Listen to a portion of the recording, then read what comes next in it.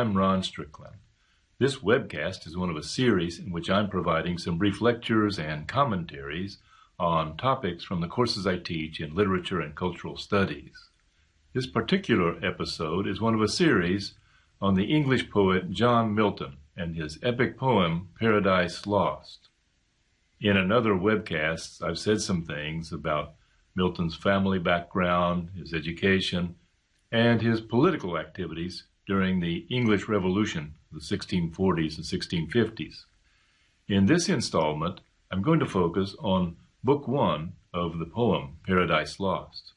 Milton originally published this long epic as a poem in 10 books or sections. Then he later revised the poem, combining and dividing some sections to produce a 12-book version. The first book is the introduction to the poem, in which he introduces a character who might look like a traditional epic hero. That's Satan. But of course, this is a Christian epic, so it's somewhat problematic to imagine Satan as the hero. Milton begins the epic with an invocation of the muse. This invocation of the muse, calling on a goddess or other divine entity for inspiration in writing or singing the poem, is a conventional feature of the classical epics of Greece and Rome. Milton adds a slight twist. His muse is not a goddess, but instead the Holy Spirit of the Christian Trinity. As he invokes the inspiration, Milton describes the topic of his poem. I'll read a few lines.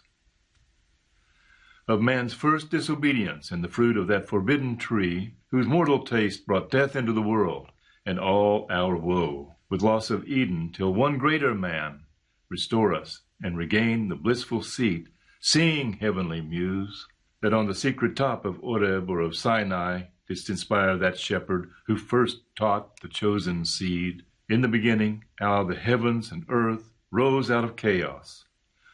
Or if Sion hill delight thee more, and Silo's brook that flowed fast by the oracle of God, I thence invoke thy aid to my adventurous song, that with no middle flight intends to soar above the Aeonian mount, whilst it pursues things unattempted yet in prose or rhyme. Here and at many other places throughout the poem, Milton is negotiating the rhetorical and aesthetic challenges of presenting a Christian message in a genre handed down from the Greek and Roman, therefore pagan, poets. So he mentions sites familiar to the Judeo-Christian tradition, such as Mount Oreb, where Moses saw the burning bush, Mount Sinai, where he may have received the 10 Commandments, and Mount Zion, a site traditionally associated with the Holy Spirit.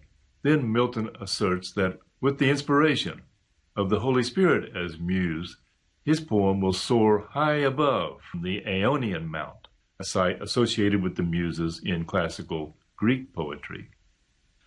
Milton continues in the invocation, and chiefly thou, O Spirit, that dost prefer before all temples the upright heart and pure, instruct me, for thou knowest, thou from the first wast present, and with mighty wings outspread, dove-like satst brooding on the vast abyss, and madest it pregnant.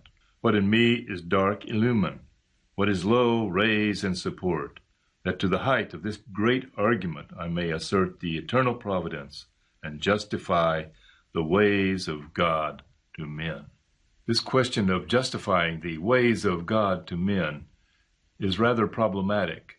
It might seem that it should be the other way around, that humans need to justify ourselves to God rather than having God's legitimacy justified for men.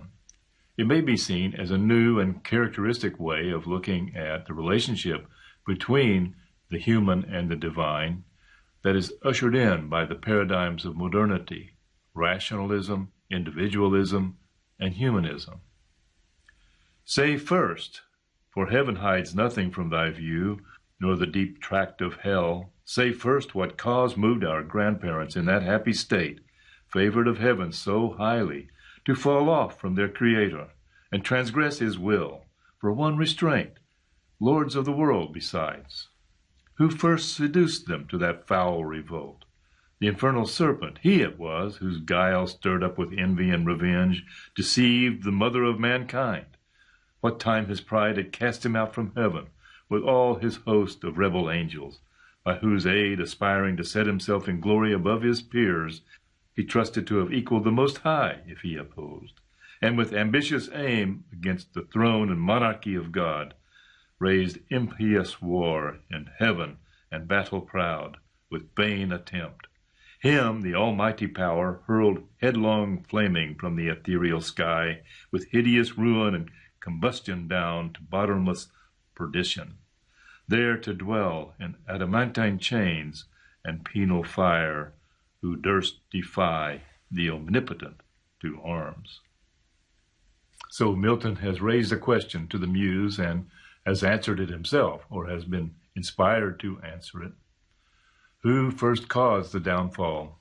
Why did Adam and Eve disobey God when they had all they needed to be happy?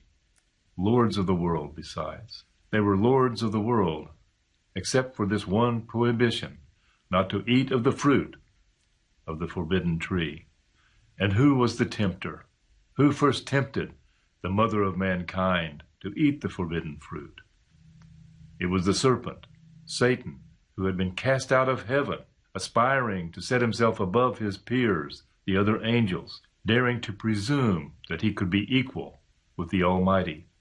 Well, the result of that challenge was a foregone conclusion, and that's where we begin the dramatic narrative of the poem, with Satan cast into hell, awakening and beginning a dialogue with his lieutenant demon, Beelzebub. On that point, I'll close this webcast for now, and I'll pick up the narrative of Paradise Lost, Book 1, in a subsequent webcast. As always, if you have questions or comments, send me an email.